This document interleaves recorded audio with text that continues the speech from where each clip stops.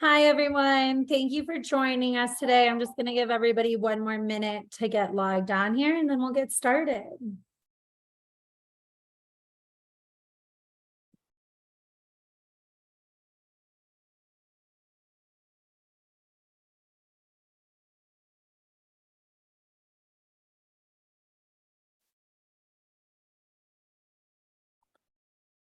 All right, and we'll kick it off here. So thank you everyone for joining. My name is Cecilia Mortar, and I am the programs manager for the Steamboat Springs Chamber.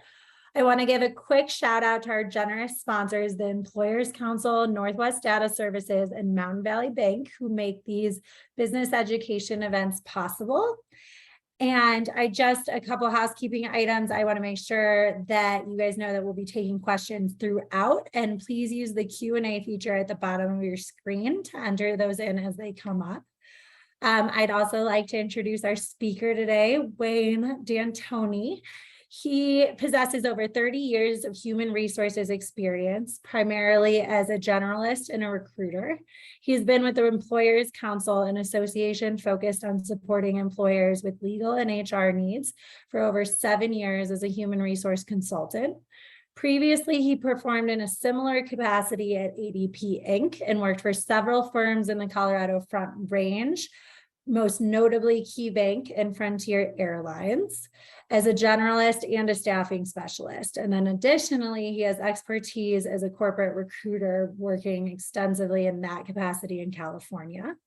We have a lot to cover today. So Wayne, I will let you take it from here. Then I'll see you guys when we have some questions. Thanks. Thank you very much, Cecilia. Appreciate that very much. And good morning, everybody, and welcome to this presentation regarding the topic that we're going to be covering today of retaining and engaging employees. So if I could just kind of jump in here and not mess up the technical aspect of that by getting right into the PowerPoint and bringing it up. There we go. So the subject, as we've discussed, as you already know, is about retaining and engaging your employees. It's really the big part of it as well. We're going to touch on a couple of other topics related to that, such as how do we get good employees in the first place, and some areas around it, making sure we attract the right people. But primarily, we're looking at how do we keep our people and how do we keep them motivated. So the objectives of this presentation essentially are to kind of really define what we mean by retention and engagement, talk about what the differences are there as far as that goes. And there are some very strong nuanced differences in those two particular areas. And also we want to take a close look at the importance to the success of your organization for retaining and engaging your people. A lot of it seems like it's kind of a no-brainer. Yeah, you got to keep people, of course, but we'll kind of dive a little deeper into what we mean by that when we talk about this situation.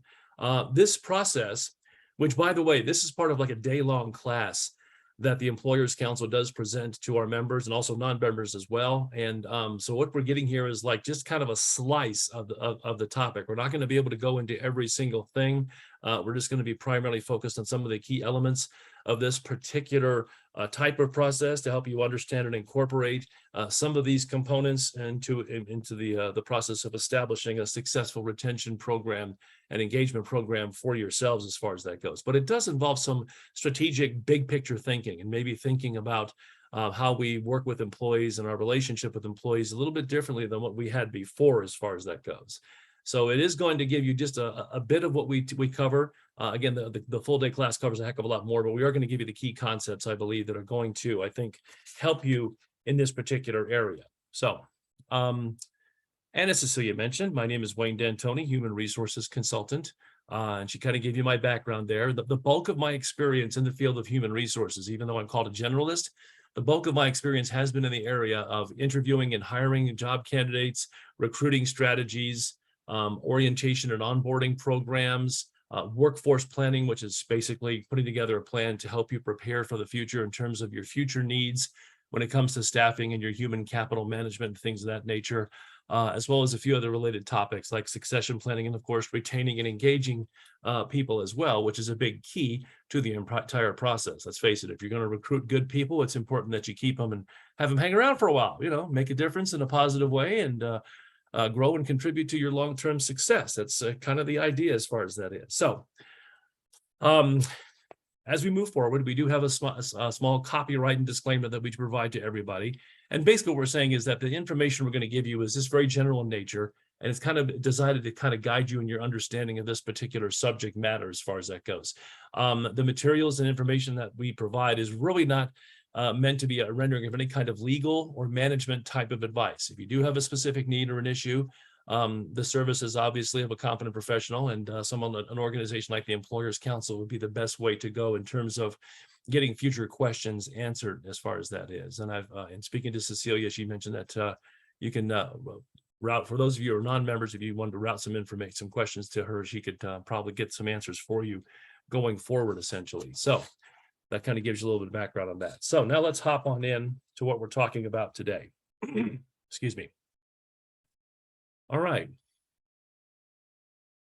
This photograph is in reference to a recent article that came out in the New York Times, and it focused on something that many of you have heard about, something called the Great Resignation. And we've seen a huge number of people since the start of the pandemic leave their jobs, some of them voluntarily. Well, a lot of them didn't. A lot of them left to find something better for themselves and their careers as far as that goes. And it caused a great upheaval in the workforce. And we've seen the effects of that over the last couple of years, 2 to 3 years, I would say. And a lot of you can certainly relate to some of the changes that have come about because of that. So this was an article actually that was written that one of my colleagues provided for this presentation, entitled "All Those Quitters, They're at Work." And what it was really focusing on are the people who actually leave jobs and find something better for themselves. And the focus was on finding out, why are people leaving jobs, many of them good jobs, to go somewhere else where they suddenly seem to be more satisfied? Why weren't they satisfied at their previous positions when they were, drawing a paycheck and they had benefits like everybody else seems to have these days? And what was the problem with people leaving? Well, many people left and they did find something better for themselves. A lot of them found something that wasn't quite as better and they wanted to go back to their old gig, but it didn't always quite kind of work out that way. But a significant number of people left and found something brand new during the course of the last, I would say, year and a half was when we saw the Great Resignation really start. It was the spring of 2021 when I first noticed it. And when you first started seeing labor statistics numbers that said things like, for the first time, I think was April 2021, when 4 million people in this country quit their jobs in 1 month, in the month of April. And we'd never seen that number before for a single month. And then it happened again during the summer, and it happened again in the fall, and it kept happening as far as that goes. In fact, 47 million people quit their jobs in the year 2021. That's an all-time record for 1 year in this country of ours. So obviously this Great Resignation has impacted a heck of a lot of people, nearly everyone. Almost any one of you, I'm sure, could probably share a story about how somebody became disenchanted or whatever the situation was and moved on from their job, and quite often tried something entirely new. Some of them were baby boomers who retired early. Some of them were people even younger, the Gen Xers who had done quite well and retired early as well. Many of them are people who decided they want to go back and get an education or try something brand new, start their own business, which became immensely popular in the last year and a half through the area of what we call right now the gig economy, where you're kind of pretty much doing your own thing. So, but not only did a huge number of people quit their jobs last year, a recent survey that was taken that we found discovered that 38% of all employees in this country right now are actively seeking a job. Think about that. More than 1 out of every 3 employees in this country right now are actively seeking a job, at least looking around. And we define an active seeker as somebody who's at least gone on a job site website or inquired to friends about any new openings at their company or things like that. It may not be shoving 20 resumes out the door every week, but it's somebody who is indeed looking around in some sense of another, even if it isn't a high level search as far as that goes. So that's a pretty big number as far as that is. So we understand that the nature of the workplace and work itself has changed dramatically during the pandemic over the past 2.5 years. And if that's not an understatement, I don't know what is. Obviously, we saw a lot more people engaged in remote work, better known as telecommuting in some, in some circles, where people are largely working a lot from home and liking it. A number of surveys taken when the pandemic started to ease and abate last year discovered that a number of employees, I think over 60% of the employees, corporate employees who were expected to return to the office were polled, and 60% of them said that they would prefer to either work exclusively from home or have some sort of hybrid arrangement where they worked part-time from the office and part-time from home. And that would determine whether or not they were going to actually stay in the job and return to their job. So it's a significant number, and the mindset of a lot of people certainly changed during this particular time. Also, flexible schedules became much more in vogue, where people had more flexible work time and flexible work schedules. And you see more people working 4 days. It used to be a 4 10-hour day to get to a 40-hour work week. We're seeing companies now finding ways to increase employee efficiency and how employees get the most out of their day, and seeing companies that work 4 9-hour days. So literally the 40-hour work week in some organizations has turned into a 36-hour work week, where everything is accomplished in just a little bit less time, and then people have like 1 day a week off as far as that goes. So we've seen a number of changes like this in the workplace, and some others that we'll also elaborate on as well. But what it means is, folks, is that there's been a greater focus on not only when you find good workers, but also keeping the good workers that you already have. So let's take a look at that for a second. Because before you can actually think about keeping your top talent, it helps to look at, well, how are we attracting talent into our organization in the first place, right? So we talked about the Great Resignation and its impact, negative in many respects. We get that. But you know what? This story can certainly have a different ending.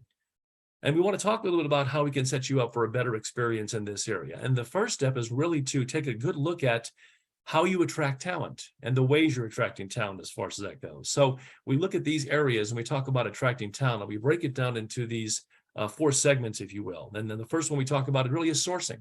Sourcing is simply where you find your people, okay? So when you look at your sourcing strategy, if you will, what sources are you using to find talent? I mean, if your organization, let's say you're one of those places that says, well, just post something on Indeed.com or something like that. Remember the old days? For us old timers, you remember when it was Monster.com and CareerBuilder.com, but Indeed has become a much more robust search engine over the site, I should say, over the last few years. But, if you just throw something on Indeed and you find somebody and hope for the best, well, then, hey, maybe that could work. But if you're not satisfied with the quality of people that you're getting, largely because of the fact you're not keeping them, then maybe there's an opportunity out there to possibly cast a wider net. The fact is, embracing more creativity in your sourcing methods can bring more candidates that you're likely to retain. I'll say that again. Embracing some more creativity in your sourcing methods can bring more candidates to you that you are much more likely to retain as far as that goes. And it can come from any type of source in terms of trying to improve the process of attracting good people. For one thing, your website, right? Your images on your website matter. They paint a visual picture of what it's going to be like to work for your organization. Your website is the front door, if you will, of your employer brand. And your employer brand simply means, who we are, what do we stand for, what do we value, what are we about? Why are we a good place to work? Your website kind of paints that picture for the person who doesn't know much about you, along with, other sources of information. If you have, like, for instance, social media accounts for your organization, that helps too. But your website is something to consider. So you may want to look at, have been doing the same old thing with our website? Do we need to change things? Do we need to update things? Should we tap into the talent pool we'd like to attract and keep, and find out what they want to see in a robust and innovative and creative website type of image as far as that goes? So something to keep in mind when you talk about this particular area about how you're finding the people. And then there's the matter of candidate connection. For many years, particularly when the job market was strong, I should say the candidate market was strong, and there were a lot of good people out there looking for jobs. The candidate connection process was really kind of taken for granted. You put something on your website once websites came along, and you said, hey, here's what we got going, and people would apply, and you would simply, go through the process in a very routine fashion. You would take their online application. If it looked good, you called them up, phone screen. Okay, we'll let you know if we're going to bring you in for an interview. That's fine. You call them a week or two later. Yep, you and 2 others are coming in to meet with us in person. And everybody knows that drill as far as that goes. But nowadays, the candidate connection is something that organizations are taking much more of a stronger focus on, because the stronger you have a good connection with the people that you're looking to hire, and we're talking the people that you really see as ones who are going to be difference makers as far as that goes. We've all seen all kinds of job candidates, and some of them are okay, and some of them are excellent.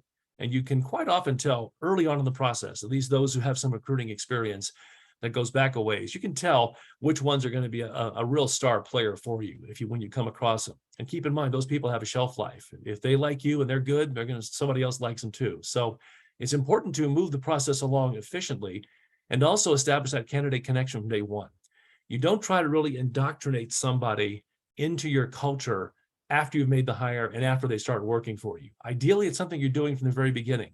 For your stronger candidates, making that connection real and making that connection tangible from day one. From the first time you have that connection and that conversation, and you realize, hey, this is somebody who's good here. It's almost like when you're fishing and you happen to get that big, huge tug and you got a big fish on the line. It's like, wow, we want to make sure we're careful about reeling this one in because it's really going to look good on the mantle on the mantle above my fireplace. So maybe not the best analogy, but I think you get the point. So the idea is we want to make sure we're making a strong connection with those people from day one and making sure the process, every single step of the way, is something that is candidate friendly, smooth, efficient, and sent, again, like the website image, puts out a good note, a good presentation to people out there that says, hey, this organization's got their act together. And I'm a really good candidate, and I know I'm good. I think I want to go work for a place that's really got their act together because I know I have my act together. And that's what the sharp young talent that you want to not only attract and hire, but retain is thinking these days. So that's kind of an important thing when it comes to making sure that you're on the same page with the people that you'd like to bring on, and not just bring on, but also obviously keep. Now, the last element is pay. And I'm not going to spend much time on that because pay is a part of it as far as that goes. Pay is something that when it comes to attracting people, certainly pay gets you in the game, right? Strong wage strong wage structure can certainly assist with this. But it's not the be all and end all. And what's quite often what attracts people isn't always what keeps people around in the long run as far as that goes. And you know what, I'll also lump in benefits with that. I know many of you are probably curious about, hey, what are competitive benefit packages out there? What are other employers doing, particularly in Northern Colorado? How are they handling this kind of stuff as far as that is? That's really kind of a small part of the equation when you look at it. What this presentation is going to focus on, and you'll see, is really the relationships and the quality of relationships that organizations have with their people. That's the key factor in retaining and engaging folks. Because when I mentioned that 47 million people quit their jobs last year, a heck of a lot of those people, in fact, I would dare say a significant number of them had strong benefit structures, really good, health, dental, vision plans, good 401k plans. Some of them maybe even had profit sharing, whatever it may be. And those people still quit and they still moved on, because that's not a huge determining factor in whether somebody stays or leaves, believe it or not, when it comes down to that. Again, it gets you in the game, it attracts people, but when it comes to the ultimate goal of getting them engaged and keeping them, that is not as high of a factor when it comes to a lot of people. And this is, again, coming from surveys we've done, studies we've seen, interacting heavily with employers and employees over the course of the years to come across this information. It was quite eye-opening when we first started looking at that a number of years ago, but that is really kind of the case as far as that is. Okay. So we talked about, again, it's about the first step in retaining and engaging people is really making sure you're attracting the right folks. And you really go all the way back to this area here. When we talk about taking a closer look at candidate acquisition, okay, a lot of it starts with taking a look at the job itself. So we want to make sure we get the right people. Well, let's take a look at the job. Look at the substance and nature of your open positions that you have right now as far as that goes. So you're taking a figurative magnifying glass, if you will, to take a closer look at what this is about as far as that is. So you want to do an analysis of what is happening with both your current and future roles within your organization. And starting with something as simple as the job description. Is your job description up to date? Is it reflective of the current responsibilities? There's nothing worse, or nothing that sets a worse impression for somebody who's starting off on a job than to get into an organization after interviewing and going through the process and believing you fully understand what the job's about, only to find out that, well, it's not really quite that way now, is it? There's some things that are different as far as that goes, and that can leave a bad taste in an employee's mouth and could affect their level of engagement as far as that goes. So you want to make sure you're up to date and that those current responsibilities are indeed accurate. And are the requirements realistic?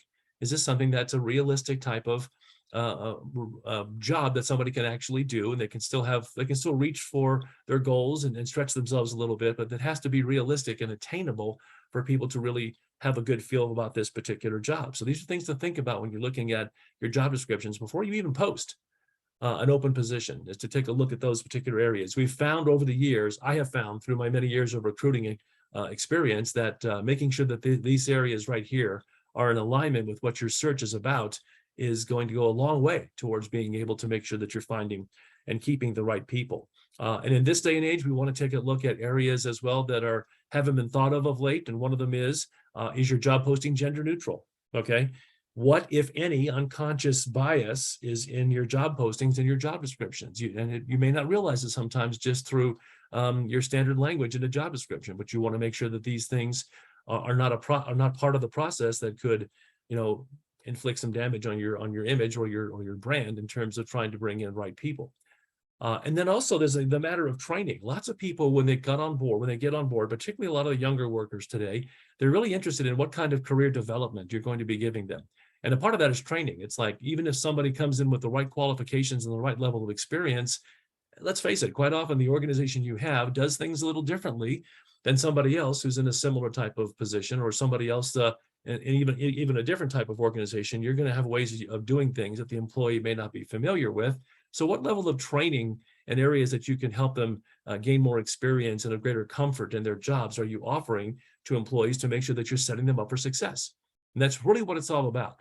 That's the key to this whole concept. The more you set people up from day one for success, the better off you're going to be at keeping the folks that you've hired that you feel very strongly about as far as that goes. So training is a big piece of that. And the last part of this may seem like an odd question here on the screen, but it's a very realistic one. And the question you want to ask yourself is, for virtually every job you try to recruit for to get that right person, is why would somebody want this job? And in many cases, why somebody would want a particular job is quite obvious. It's a great job, pay is great, lots of recognition. I get a great chance to move up and everything like that, lots of growth, the whole 9 yards. Some of them are easier than others. And sometimes the toughest jobs to recruit for are the ones where you're asking that question, why would somebody want this particular job? And what you're doing here is looking at how you're literally selling the job to the top people out there that you would like to hire, as far as that goes. So these are important areas to kind of keep in mind as far as that is, because when you dive deep and look really closely at what your company has to offer, you want to make sure that your job candidates can see all those offerings on your websites, as well as your job postings as well. And whether it's, some particular type of a flexible schedule, maybe it's some sort of work from home allowance, maybe it's some sort of health resource of some kind, wellness plan, things of that nature. Make sure that those are out there, that people can see them. You want to ensure that what you offer aligns with what's most important to the people who are likely to come work for you. And that's another one I'll repeat. You want to make sure that what you're offering aligns with what's important to the people who are likely to come work for you. And right now, if you could excuse me a second, I'm going to have to pause for just a quick moment and get over here and take care of something that's causing a problem with my picture. Please excuse me.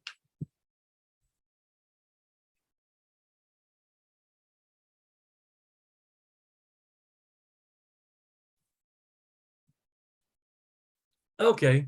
Sorry about that, folks. We're getting some glare coming in from this window over here. Yes, I'm one of those working from home, and so the glare was causing a bit of a problem with the screen there as far as that is.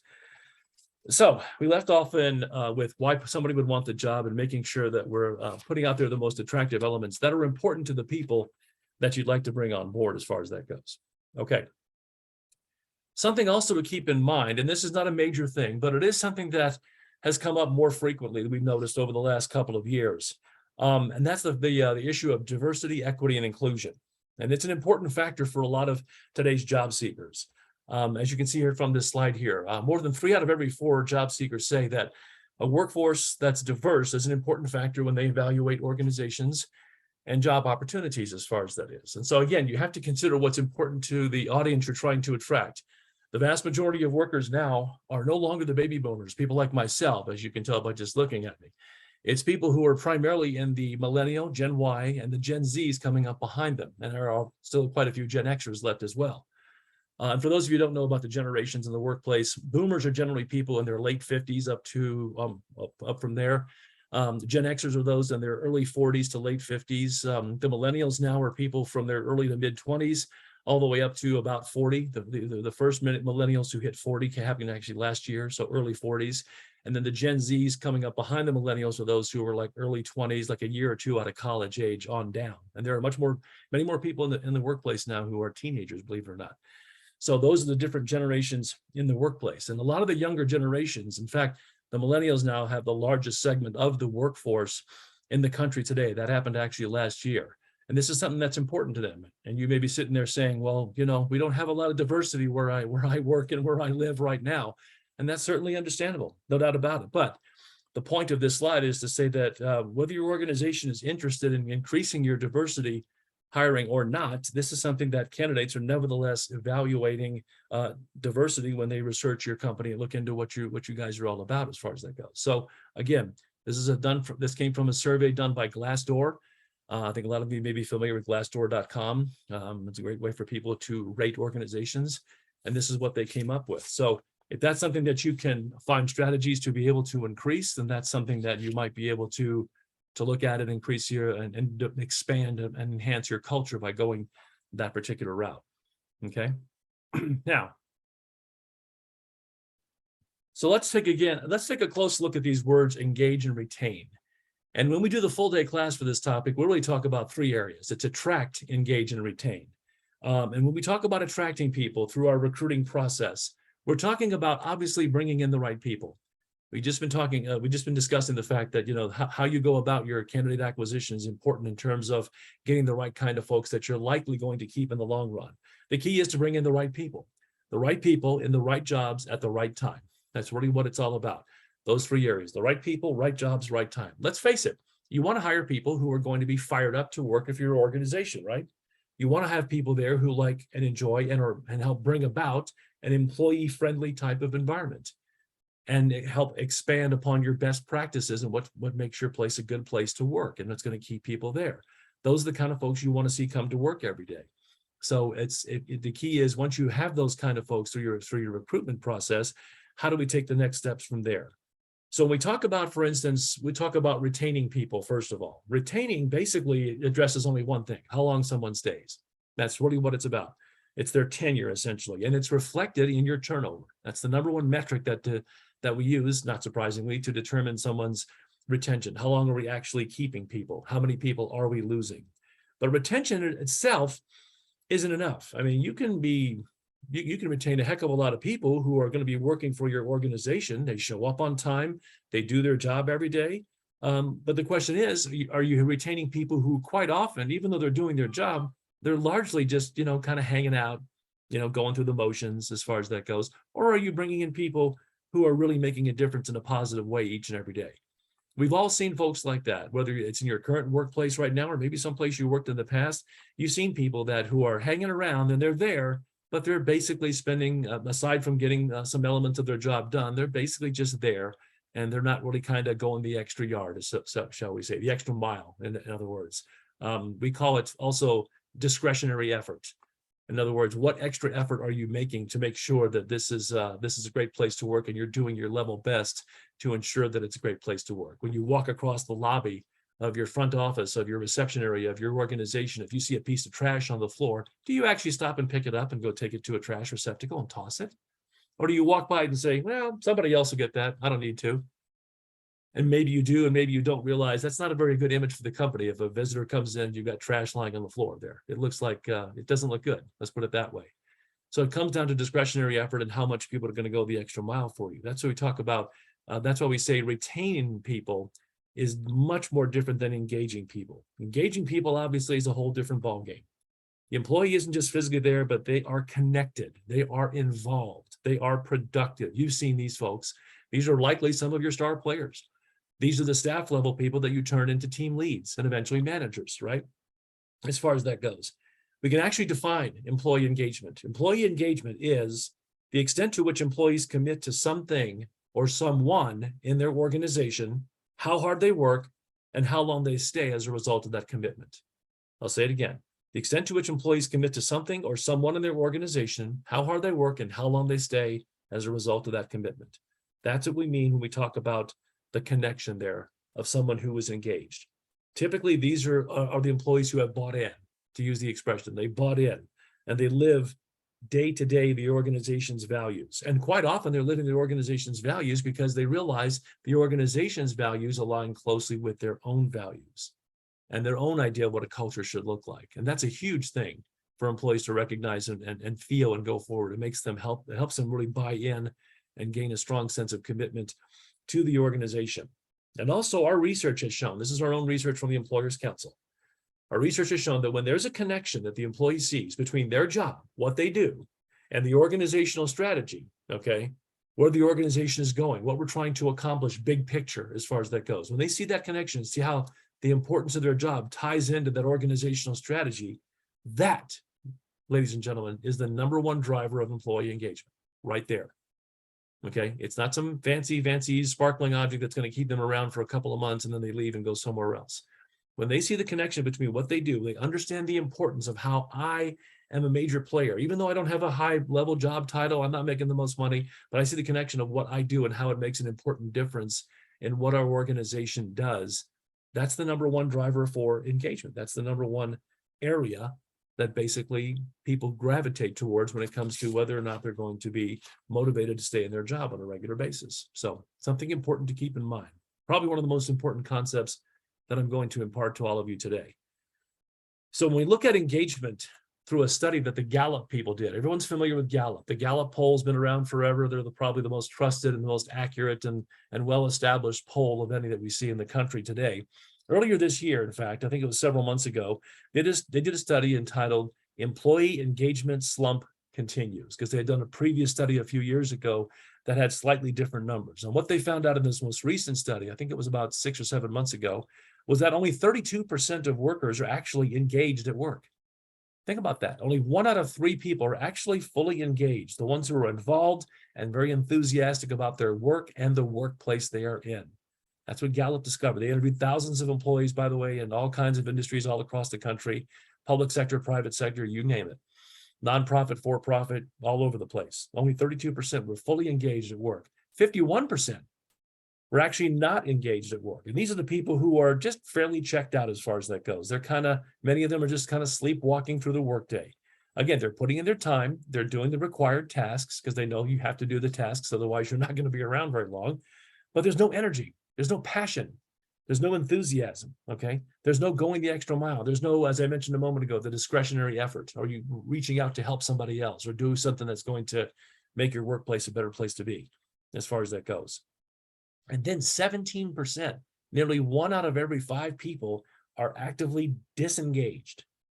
These are the people who quite often, not always, quite often, these are the ones you hear complaining the most. They're disgruntled, they're disloyal because they believe, and maybe it's true in some cases, that their workplace needs are not being met. That what they achieve satisfaction from the workplace is not happening in the organization. These are the people who basically have said, in essence, I quit, but I forgot to tell you. Yep, I've quit, but you know what? I just haven't gotten around to putting in a resignation yet as far as that goes. And what do you get from people like this? We've all seen people like this, the ones that are actively disengaged. What does that mean when what do these people look like in the workplace as far as that is? Not only they're disgruntled, they're disloyal and that kind of stuff, but when it comes to the actual nuts and bolts, well, the rubber meets the road, these are the people who are less productive, let's face it, right? And these are the people who are more likely to make mistakes on the job, screw something up.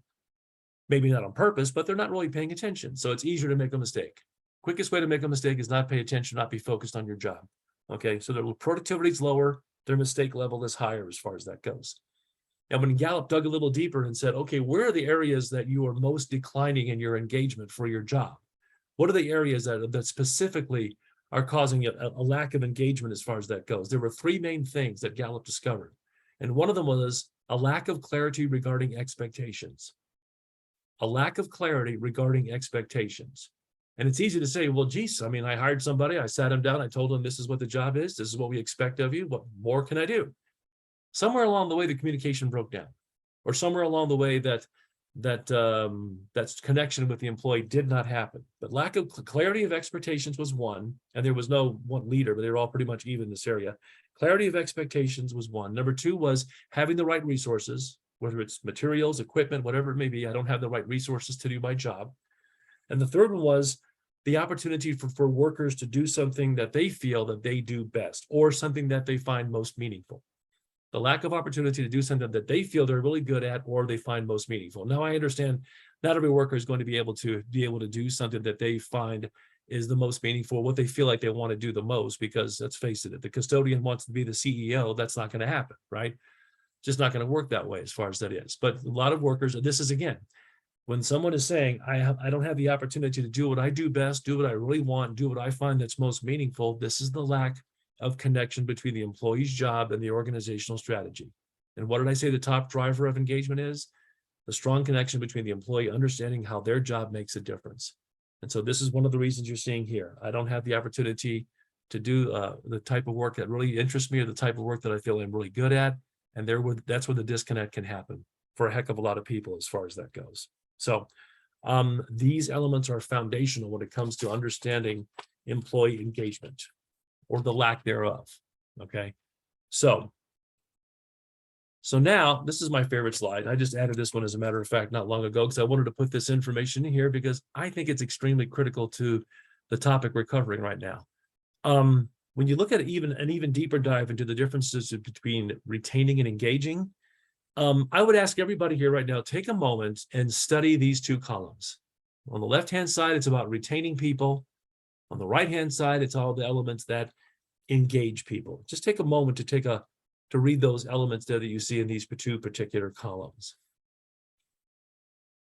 And as you do so, try to notice what retains people isn't necessarily always the same thing as what engages people. Okay, again, this is why we talked about the difference between retaining and engaging people. As you see from the retained side, you have like long-term programs employees can get involved in, chances to learn and grow and develop your career. You're working for someone who has a good reputation as a solid employer. And I'm fairly compensated with those people who do similar work in the organization. I'm fair with my compensation. I mean, everybody would like a little more, right? But hey, they're paying me well.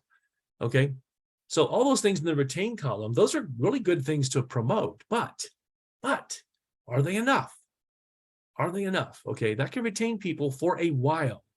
Okay, retaining people is a transient, temporary thing sometimes, as we all know.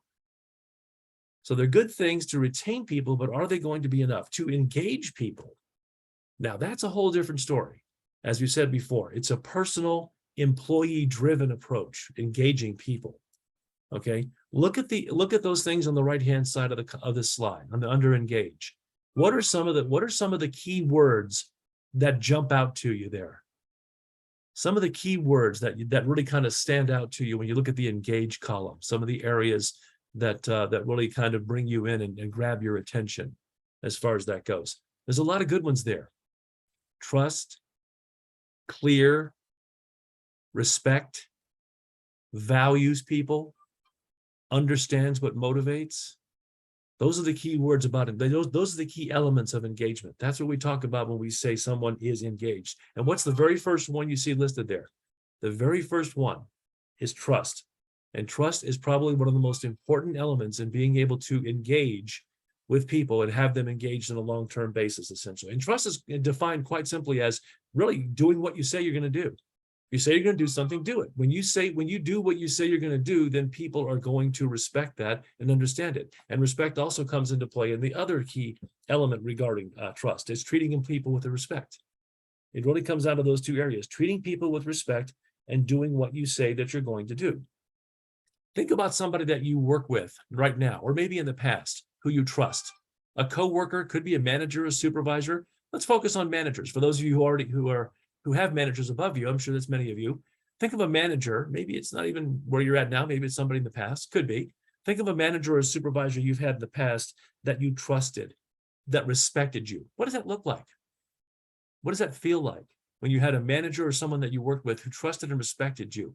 What did that feel like to you? And what kind of behaviors did that person exhibit towards you? Usually they were a clear communicator who, when they said they were going to do something, they did it. And they treated you in a respectful fashion as far as that goes. Think of the behaviors you would like to see in someone that you trust and therefore you can engage with in the workplace. And please forgive me if you hear that sound in the background. My phone's too far away to go manage right now, and it's kind of blowing up. So as far as that is. So this is an important element of what's going on when we talk about these particular factors. So it's trusting, it's clear communication, it's respect, it's you're valuing people with a certain kind of skills. And you understand, and also you understand what motivates people, what gets people motivated as far as that goes. The Employers Council did their own survey one time, and we asked managers. We went to a whole bunch of companies and organizations, and again, public sector, private sector, all over the place. We asked managers, what do you think where do you think money rates in terms of wages as far as people who are leaving your organization. Where do you think that rates? 90% of the managers, actually it was closer to 88%, I believe, said, well, I think money is one of the top 3 reasons why people leave a job. Money is one of the top 3 reasons why people leave a job. And when we did a survey of employees, over 1,000 employees, we discovered that wasn't one of the top 3 reasons. This is a few years ago, I admit, and things may have changed a little bit more now because the economy the way it is, people are looking for better paying gigs. I totally get that. But at the time, people did not list money as one of the top 3 reasons why they left. The top 3 reasons people were leaving were, number 1, I don't feel a connection between my job and what the organizational strategy is, or a connection to my company, my people I work with. There's no connection there between, I don't see the connection between how my job makes a difference, and then I'm not connected to the people I work with and the organization itself, the lack of connection. Another one was opportunities for growth and advancement were limited, if non-existent, no chance for growth or advancement. And the third one was relationship with management. They felt they didn't have a good relationship with management. They weren't seeing eye to eye. They didn't share the same cultural values, whatever it may be. And so the person moved on from there. And it kind of went from that. So those are the primary reasons we discovered in our survey as to why people leaving. Whereas the vast majority of managers who had subordinates who quit thought, oh, it's got to be money because everyone's leaving for more money. That's the key driver for anybody leaving a job, right? Not so, as it turns out. So keep this information in mind. I do believe you're all going to be getting copies of the slides. I certainly hope so. And this is one you want to focus on when you're thinking about what are the things we can do that'll improve our ability to enhance what we're looking at from the engage column on this particular slide. Okay. So when we ask the question, what's going to help us retain and engage our people? Well, take a look at this honeycomb image here right now. Each section here is an element that can help retain and engage our valuable people as far as that goes. And starting from the very top, what's the one on the top again? There's that T word once again, trust. We've already talked about that one a little bit, about the element of trust. And then also there's things like total rewards. And this is something that I know a lot of you have strong interest in as far as that is. And this is just one element of many that keeps people in a job. And we say total rewards, it isn't quite often the standard benefits that you get every day in terms of, health insurance, health, dental, vision, 401k. It's really kind of a total rewards package that quite often revolves around recognition. We found that the organizations, I think we did another survey where we talked to a number of organizations that all had very similar benefits packages. The ones that had a higher standard and a higher frequency of rewards and recognition type of items or components, if you will, that told people, essentially, we recognize that you're doing a good job and we're going to reward you beyond the standard benefits that we give you and let you know that you are an important, valuable person in this organization. You're not just a cog in a machine. You're an important, valuable person in this organization. And that's the real emphasis of what we talk about when we say total rewards going forward. So it's important to try to find out from people that you talk to, candidates as well as employees, what is important to them in terms of rewards and recognition. Ask people, do surveys, do a confidential survey with your people and say, hey, what's important to you? What kind of recognition and rewards types of programs would you like that we don't do now? And see what you come up with as far as that goes. Remember, your benefits package and your rewards and recognition packages can help attract candidates, but they also they don't necessarily retain people. It can help attract people just the way pay, like starting wages are important. It gets you in the game, but it doesn't necessarily help you retain and engage folks going down the road as far as that goes. So you want to make sure your total rewards program incorporates the kind of benefits that your employees find both valuable and helpful, the ones that are really important to them as far as that is. And that ties into, for instance, flexibility, the next one we see here on the hexagon. Flexibility, which quite often translates into work-life balance, right? And to give a great example, I did one time remember talking to an organization, not a large organization. I think they had less than 100 employees, maybe 50 or so, can't recall. But they had a whole lot of people who were single parents who worked there, who had kids, and they had issues with, being able to meet the work demands in the office because of the fact that they were single parents and they had kids to take care of, and there was a problem with that. Well, a survey was done, and nobody really had an understanding of this, but when a confidential survey was done of the staff, they found the vast majority of them would say, man, we'd love some sort of help with our work-life balance because we're single parents and we have kids and it's difficult. And this is going on a lot. As you know, the pandemic wiped out a lot of childcare businesses, and they've been slow to come back, and there's been a real problem with that. Well, this organization decided to take some of their excess budget they had a few extra dollars lying around, and they contracted with a child care center that was literally like not even a block away from their offices, and they contracted with them, and they basically gave the employees a massive discount. I think the employees paid 10% of what the fee was, and the company picked up the rest. And so now you had all these single folks who had a place to drop off their kids during the course of the day. And that was a huge benefit. And they found that their retention shot through the roof. Okay, it was at a fairly decent number, but their retention increased dramatically when they provided a benefit that was important to their employees. And how did they do that? They put their finger on the pulse of the people who work there and said, okay, what's important to you? And they responded accordingly, and it worked. So that's something to keep in mind. That's just one example, though. But it's the point being is finding out what's important to the people that work for you and doing what you can. You can't do everything. You can't do everything your employees want. You know, you can't give everybody a free Uber ride all over town to come to work and go home every day.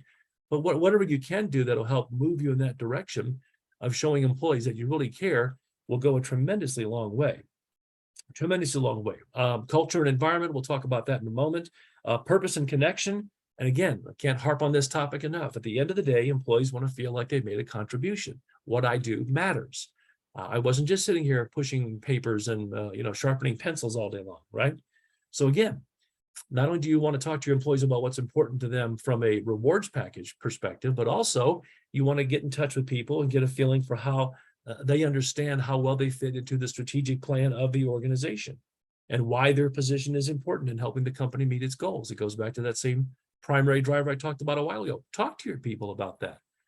This is something that normally can happen when you're doing your performance review meetings, or it can be done simply through if you meet regularly one-on-one. For you managers out there who have one-on-one meetings with your staff, talk to them regularly about that. When you're having developmental discussions about how they can grow and enhance their careers, talk with them about that as well in terms of, hey, here's how I see you fitting in and playing an important role now. And if it is this discussion about development for the employee, which should be happening fairly regularly, assuming they're doing well, then you're saying, okay, great. This is what we see you in the future in terms of being able to make a difference as far as that goes. So it's a very, very big thing. So you should be looking for opportunities to get employee input where you can. And then ask the question, ask yourself the question, what gives my employees a sense of purpose, both professionally and personally? Because the personal does tie into it more and more these days, it seems like. Didn't used to in the old days, but now it does. That's kind of what it comes down to. So these are all things that together, as you see here from the screen, make up what's considered to be an employee value proposition. An employee value proposition. If you're wondering, what does that phrase mean, employee value proposition? Basically, it means what's in it for me. And it sounds kind of callous and greedy and selfish, and maybe it is a little bit, but more and more workers are saying, okay, outside of pay and benefits, why would I want to be here as opposed to maybe go find something somewhere else?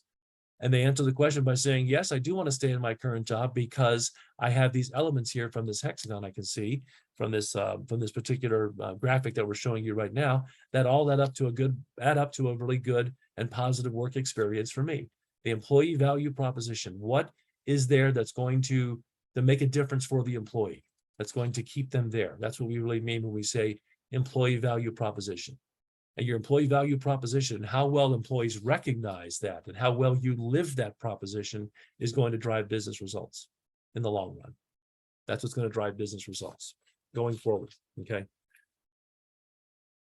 All right, for a moment now, let's talk about culture a bit. If I were to ask you, what's the culture like at your organization? If I were to ask you that question, you might need to think about that a little bit. What's our culture like, you may say? I mean, every organization's got one, even if quite often employees don't know they do. The primary definition, the formal definition of culture is simply a system of shared values and beliefs which interact with an organization's people, structure, and systems to produce behavioral norms or expectations. That's what we mean when we say culture. Okay, that's the fancy big time definition, Webster's dictionary definition of culture, if you will. I worked for a boss one time who had the most simple definition of culture. And he just I said, geez, boss, what do you think our culture is here? And he just kind of shrugged his shoulders and he said, well, I think it's just the way things are done around here. It's the way we do things around here. That's pretty much about it. And quite often that can be a very accurate description of what culture means as well. Okay.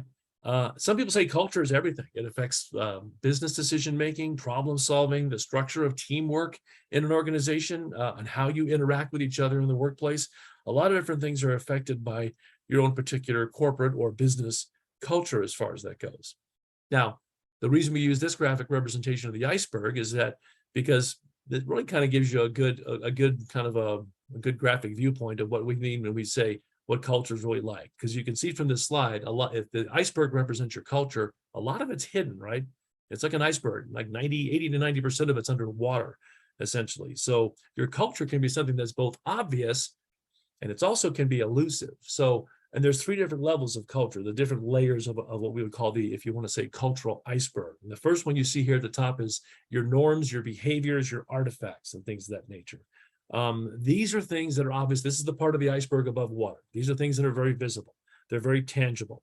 When you say an organization has an 8 to 5 culture, this is the culture we're talking about, the culture that's observed every day readily in the workplace from people who work there, as far as that goes, and different, again, norms and behaviors primarily is how it's exhibited. Then there's things like personal attitudes, I should say personal values and attitudes. These are at the surface or right below the surface. They're not as visible, but things that you're talking about, things that can be open to discussion. This can be, for instance, the work ethic of your team, the work ethic overall of your organization, things of that nature. And then finally, there's the cultural values and assumptions. People make assumptions all the time, don't we now? We can all raise our hands to that. Yeah, I know I do. People make assumptions all the time. This is the part of a culture that is really not visible, hardly ever seen, and really not even questioned. I mean, it's just the way people think. So it's sort of like the subconscious, if you will, of an organization. Is your cultural values and assumptions, the part that's below the surface, well below the surface, not seen, and it comes up in ways that are not directly observed sometimes. So gives you an idea of the different types of culture as far as that is. Some things to remember when we talk about culture, just a couple of tips here when you're looking at your culture. Know your company's culture. If you're in a position to try to impact your engagement and retention of employees, know what your company's culture is, understand it, okay? There may not be a whole lot of things you can do to change culture, because quite often how a culture is established comes from the very, very top. And if you're part of that very top, superb, maybe you can do some things to kind of tweak it a bit. But the main thing is to try to understand and know your company's culture. A positive culture would be obviously one that involves that, once again, the T word, a lot of trust, a lot of honesty, transparency, a lot of respect. Those are the areas that make up a really strong culture as far as that is. Whereas a negative culture would be the lack of those things, obviously, and some others as well. And another thing to keep in mind is that culture does affect your retention, okay? If you are in the retail, if you have a career in the retail world, okay, and you are a person who likes to work in retail and this and that and the other, the kind of person who wants to go to work for Nordstrom's, let's say, is not the same kind of person that wants to go to work for Walmart. And that's not knocking either one of them.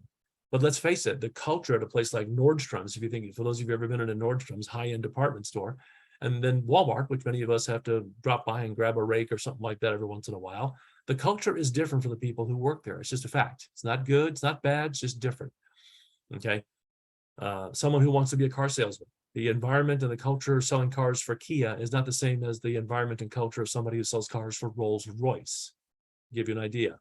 So culture can be different, and the right kind of person in the right kind of culture means a higher level of retention is what we're saying, as far as that goes. If you have an organization, and there's still some out there that are like this, where it's basically all work and no play. Some of you may have seen places, you maybe have worked in places like that, where it's all work and no play. We come in, we do our job, everyone focuses on the business, nose to the grindstone.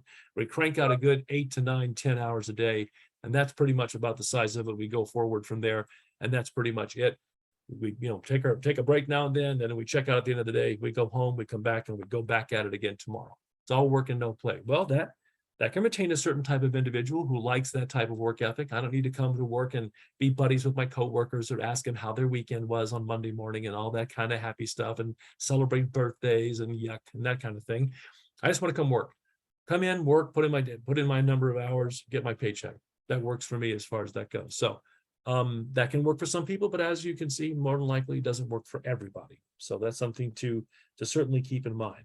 And we talked in the previous slide about, I think you mentioned there's one that we didn't talk about, was management practices, I believe. We talked about management practices. That was another one we were going to touch base on. Your management practices also are a big part obviously, of how we retain people, what your management does, how visible are they? Are they walking the walk as well as talking the talk? So your management practices, which covers everything from hiring practices to employee development to total rewards programs, things of that nature. Those are the management practices that we're talking about that can impact the areas of retention within an organization, as far as that goes. Okay. Now, talk about rolling out the red carpet. What do we mean when we say roll out the red carpet? Think about what that means to you. What does that phrase mean, that statement? Roll out the red carpet. Well, usually it means we want somebody, what we're doing here, and when we roll out the red carpet is we want to make somebody feel welcome. And in many cases, not just welcome, but also special. And that's an important thing. It's one thing to greet somebody at your door when they come to visit you for the first time, and you give them a friendly greeting and you welcome them into your house, and they come on inside and, here, let me take your hat and your coat, and how about if I grab you a beer or something like that, as far as that goes. But to make somebody feel special, that's going beyond a little bit than just welcoming people. And that's why we say rolling out the red carpet. You're making somebody feel extra special when you treat them a certain way in terms of the interaction with that particular person. So here's 3 questions I want you guys to ask yourselves as you go forward with your day and your thoughts about your retention and engagement programs. These are 3 important questions you should be asking yourself. The first one is, what steps does your organization take to make employees feel welcome beyond day 1? Let's face it, when you hire a new person, they show up the first day, all hands on deck, everyone's there to welcome the new person. They're meeting the executive staff, maybe they're meeting their team, they're going out to, you're taking them out to lunch, this and that and the other. There's all kinds of events going on. A variety of different things are happening. There's an orientation with other new employees, and there's lots of things that you do on your first day to make somebody feel welcome. We're asking you, what do you do beyond day 1? Do they have a great welcoming experience on day 1, and then starting day 2, it's like, okay, you go to your job, there's your desk, okay, get to work. Okay, a fun party's over, that kind of thing. That may not be a conscious effort on your part to go that particular route, but sometimes employees feel that kind of way. How do we help them continue to feel welcome beyond the first day of employment? You're not going to be able to keep that total first day feeling, obviously, we get that. But as they progress to that first week, which turns into the first month, which eventually becomes the first year, how do we do things to make sure that they feel welcome and appreciated going forward on a regular basis? And then ask yourself this question: what do you do personally to help your employees feel those, what we would call red carpet moments in a professional sense? What are you doing personally to help people feel those red carpet moments in a professional sense? Again, going beyond the first day. So look at what your company does on the whole, and then look at what you yourself are doing to make that process go smoothly. The more someone feels that welcoming feeling, the more they feel like they are a part of things, the longer they're likely to stay within your organization. And the last one, what tools or resources, I would say, do you and your people leaders have to help foster a sense of belonging for everybody? Not just the new person, but anybody who works there, okay? What are you doing to foster a sense of belonging? And again, we're going beyond that first day. We're talking about something that kind of, it's part of the culture, living the day-to-day values of making creating a place, an environment where people feel that they have a sense of belonging. It doesn't have to be a family thing. You hear people talk about, oh yes, it's like a family here. We're all a family. Well, maybe so. Maybe it's a family type of feeling. I mean, there's family of choice and family of origin. We get that. But the bottom line is, what are we doing if it's not necessarily has to be a family? How do we help people feel like they really belong here? When they feel like they belong here and they have that connection we discussed earlier, they're likely to stay longer. They're likely to stay longer to go forward from there. So these are questions you're going to want to ask yourself. Again, when you get the slides, you'll be able to so I would take a moment to look at these 3, and then maybe take a few moments to jot down your thoughts on all 3 of these questions about what your organization does. It's really impactful when you can write down things to meaningful questions and then look at it later and say, okay, this is what we're doing, this is what I'm doing, and how are we accomplishing making people feel welcome and given that sense of belonging well beyond that first day of employment. Okay. And flexibility is an important thing, as we discussed before. Again, I'm going to keep referring to surveys. There was one done by KPMG. For those of you who don't know, KPMG is a multinational professional services network. It's one of the big 4 public accounting firms in the world today. In fact, they're so big, they have 2 headquarters. One is in the Netherlands and one is in London, I believe. as far as that goes. So they did a survey again earlier this year, and it kind of highlighted what was important to employees. And there's just kind of some interesting numbers that came out of it. 90% of respondents in the survey, again, this is over several thousand employees in different countries all around the world, but 90% of the respondents said a work-life balance is an important factor looking for a new employer, which is not surprising. I mean, these days, everybody wants work-life balance. So really 90% shouldn't be too surprising.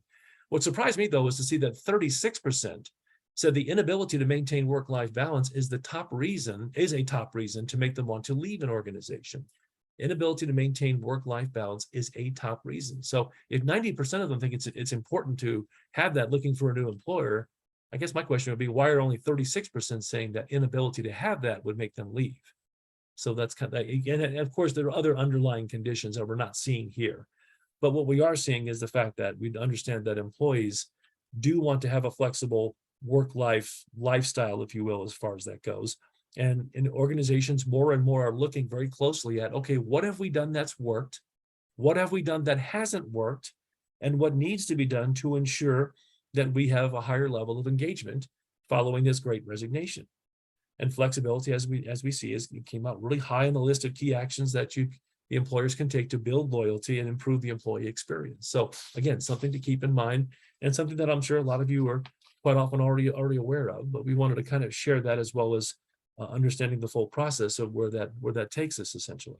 So flexibility is a big piece of this whole process. All right. Okay. So it is stated that managers have the greatest influence, as you can see from the slide, managers have the greatest influence on those things that motivate employees on a regular basis.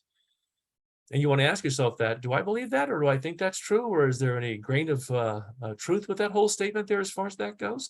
And for each one of you may have a different answer, but it is stated that managers do have, again, the greatest influence on factors that motivate their people. And that shouldn't be too surprising. As we mentioned, when we did a survey several years ago, one of the top 3 reasons people left is because, let's face it, that managerial relationship between the manager and the employee can sometimes be a deal breaker. And that was one reason why people didn't stay. And research does show that a top factor influencing an employee's commitment to the organization is that specific specific relationship. And again, look at this list of things that are important in a managerial employee, or I should say supervisor subordinate relationship. Oh, look what's at the top. Why does that word keep popping up? Because it's an important word, because once again, engagement starts with a trusting relationship as far as that goes, having a trusting relationship. And you build and maintain trust by doing the things you see here that are listed on this particular slide as far as that goes. These are things that employees have said in talking to them are very, very important to them, okay? For instance, all employees, I don't care who you are, everyone likes appreciation and recognition. Now, people may prefer different types of appreciation and recognition. Some people may like one type of appreciation and recognition. Other people may like some other type of appreciation. Some people say, yeah, I love to be appreciated. Give me a bonus, give me some more money. That's how I understand appreciation and recognition in my organization. For other people, it can be something as simple. If it's a formal type of recognition, it can be something like a Employee of the Month award. It could be a little plaque that you get as far as that goes. If it's informal, it can be something like a little thank you card put on their desk by their boss saying, hey, you did a super job on that project. I just want to say thanks. That goes a huge way, a huge long way with people, is having something simple like that. Or maybe a shout out at a staff meeting. Hey, I want to shout out George back there. He did a super job of pulling together that proposal, and we got that deal done. So way to go, George. Big round of applause. Could be something as simple as that as far as that goes. But the bottom line is, even though people like different things when it comes to that area, everybody likes to be appreciated. Everybody likes to be recognized in one way or another as far as that goes, essentially. Then there's the part about communication and collaboration. We found that managers who build relationships based on strong communication and collaboration are more successful at keeping talent. When it comes down to it, the managers who are very successful at having a communicative type of relationship, and it makes sense, right? When you have strong communication with your staff, that's when that strong trust gets developed, and those two quite often go hand in hand. Open, honest, transparent communication, trust, they go pretty much hand in hand. And it's not just the communication piece, it's also collaboration, okay? The manager's not going to work with the employee on every single thing, but it's important for the employee to know from the manager, hey, you know what? I want to have strong communication about what we need to get done here, and I'm here for you. Okay, I'm not going to be doing the project with you every step of the way, but I'm here for you for support, guidance, encouragement, whatever it is you need, resources. I'm here. I'm the person to come to for whatever it is that's important for you to get this done. That's collaboration from a manager subordinate perspective. That's a big part of collaboration. So those managers who can do that and do it successfully are the ones who are best at keeping their talent as far as that goes. And then also talking the talk and walking the walk when it comes to the organizational values. Once again, the word trust comes into play. And again, I would encourage you, think about the people in your life that you trust. What do they look like? How do they act? What's their behavior? For me, somebody I trust is somebody who is, first of all, somebody who's self-aware. They're self-aware. When a situation comes up, they listen to what somebody else is saying. They respond based upon what the person said, not just what they were thinking while the person was talking, which is a big thing. They listen, they respond. If they have a piece of the whole situation, they take responsibility for their own role in it. They show accountability for themselves as far as that goes. And again, they also consider both sides of the story, which is important. And they do what they say they're going to do. It comes down to that again, as far as that goes. It's the talk and walking the walk of the organizational values. So it's doing what you say you're going to do. And also, I'd add a little corollary on the end of that, and that is be visible about it. Now, I'm not saying brag and show off and make sure everybody can see me when I'm being a great guy. That's not what it's about. What I'm talking about is setting a good example, doing it by being in a visible role where you're not trying to show off about what, your leadership abilities, but setting a good example is what I mean when I say be visible about walking the walk as well as talking the talk within your organization. Okay. So, all righty then. Okay, stand by a quick second, please.